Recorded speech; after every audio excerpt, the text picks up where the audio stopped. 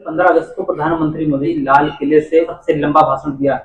देखिए, मोदी जी का काफी 2.25 घंटे का भाषण था, मतलब। और शायद पहली बार उन्होंने इतना लंबा भाषण दिया है। मेरे ख्याल से पिछली बार कुछ 98 मिनट और कुछ दिया था। देखिए, थैंक यू। बट जो चीजें हैं उसमें जो मैंने नोटिस करा कि शायद हमारे प्रधानमंत्री के मतलब आवाज में वो दम नहीं था, शायद कुछ परेशान से दिख रहे थे वो। तो मुझे नहीं पता कि उसका रीजन क्या है। शायद ये जो एक वैश्विक लेवल पे जो हमारी परेशानियां चल रही हैं देश की, और जो मतलब जो एक आर्थिक संकट की संभावना है अगर ट्रम्प वगैरह के टैरिफ से जो भी होगा। एंड फिर जो हमारे एलओपी थे वो लोग भी नहीं आए उसमें, दोनों है ना राहुल गांधी जी आए और ना ही मल्लिकार्जुन खड़गे जी आए। क्योंकि शायद उनको इशू है कि उनको कभी भी वहाँ इज्जत नहीं मिलती और ठीक से चेयर वगैरह नहीं दी जाती। लाल किले के प्राचीर से आप कुछ बोल रहे हो, कोई चीज तो शायद आजादी का मौका था सबको। ये था कि कुछ मतलब ऐसा बोलेंगे प्रधानमंत्री जिससे शायद लोगों में उत्साह आएगा। और देखिए, जो एक मेन उनका क्रिटिसिज्म हुआ, शायद काफी लोगों ने इस बात को उठाया कि उन्होंने जो आरएसएस की वहां पर तारीफ करी, 100 साल पूरे हो गए थे। देखिए, बेसिकली तो मतलब इस पे तो लोगों कैसे देखते हैं आरएसएस की इस तरह से प्रधानमंत्री मोदी जी ने तारीफ की। उस आरएसएस को लगातार विपक्ष ये कहता रहता है कि इनकी जंगी आजादी में कोई योगदान नहीं, और ये वो लोग हैं जो माफीनामा लिखते थे और पेंशन पर अपनी जिंदगी गुजारी। उनकी तारीफ लाल किले से हो रही थी। मतलब एक स्वतंत्रता दिवस का अवसर था जो कि आप लाल किले के प्राचीर से बोल रहे थे। तो उस समय अगर आप ऐसे कहते हो, एक ऐसे संगठन की तारीफ करते हो जो कि अपने आप को एक सामाजिक और सांस्कृतिक संगठन बताता है, पर इनफैक्ट जिस तरह से वो बीजेपी का सपोर्ट करते हैं एंड उनके राजनीतिक हैंडल में मुझे तो कोई डाउट नहीं है फ्रैंकली कि वो, मुझे नहीं लगता कि वो केवल एक सामाजिक संस्था मतलब ऑर्गेनाइजेशन है। और देखिए, जिस तरह से वो अभी आप एक तो ऐसा अवसर नहीं था, ये तो बात है ही है क्योंकि उनका आज़ादी में क्या, अगर उनका आज़ादी में कोई योगदान होता तो इसलिए अगर आप लाल किले से बोलते तो चलो ठीक की बात।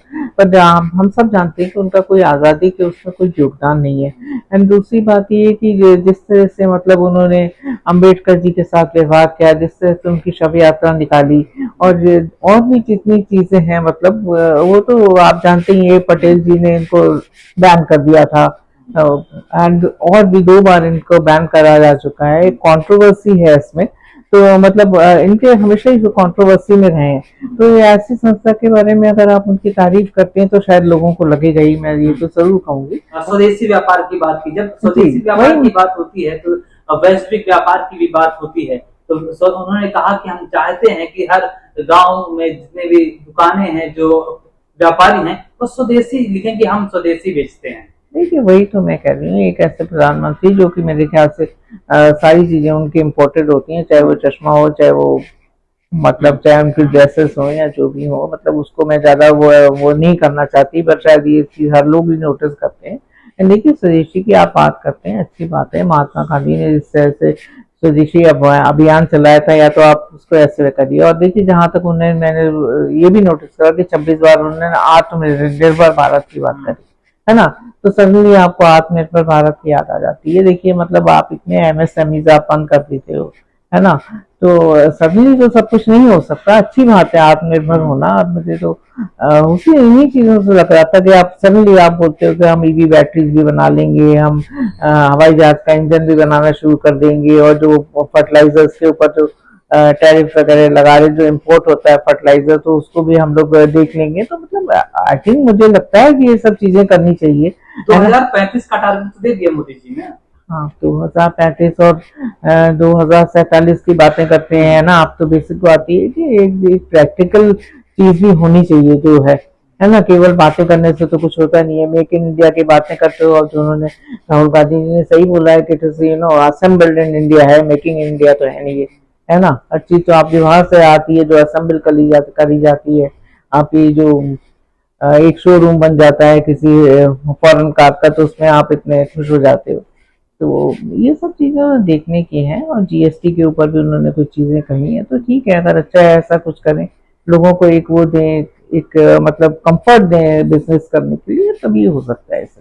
खुशखबरी है युवाओं के लिए कि 15,000 रुपए बेरोजगार युवाओं को देंगे। तो 1 लाख करोड़ ऐसी योजनाएं पहले भी काफी आ चुकी हैं। एंड आज जो इशू है मेनली एम्प्लॉयमेंट का इशू है, जिससे अगर ट्रम्प टैरिफ्स बढ़ते हैं तो उसकी वजह से ये कहना कि मतलब लोग ये कह रहे हैं कि वो टैरिफ तो उनको पे करना पड़ेगा, बट दे आर द मतलब वो तो हमारे का मतलब कस्टमर्स हैं, तो वो अगर बहुत कंपटीशन है मार्केट में, तो अगर इतनी चीज कोई महंगी होगी तो वो खरीदेंगे नहीं। एंड जो हमारे इससे प्रभावित होंगे जो हमारे एक्सपोर्टर्स हैं, है ना, बेसिकली फिर लोगों की नौकरियां भी जाएंगी, उतना प्रोडक्शन नहीं करेंगे, तो हमें तो कोई नया मार्केट ढूंढना है। और इस चीज के लिए हमारे माननीय पवार साहब ने भी कहा है कि हम प्रधानमंत्री के पीछे खड़े हुए, यदि कोई भी संकट है देश पे तो हम जरूर उनके साथ खड़े होंगे, जो जो भी है, मतलब इकोनॉमिकली भी जो चीजें हमें करेक्ट करनी है। तो बट बेसिकली पर देखिए आज ये चीजें तो हैं।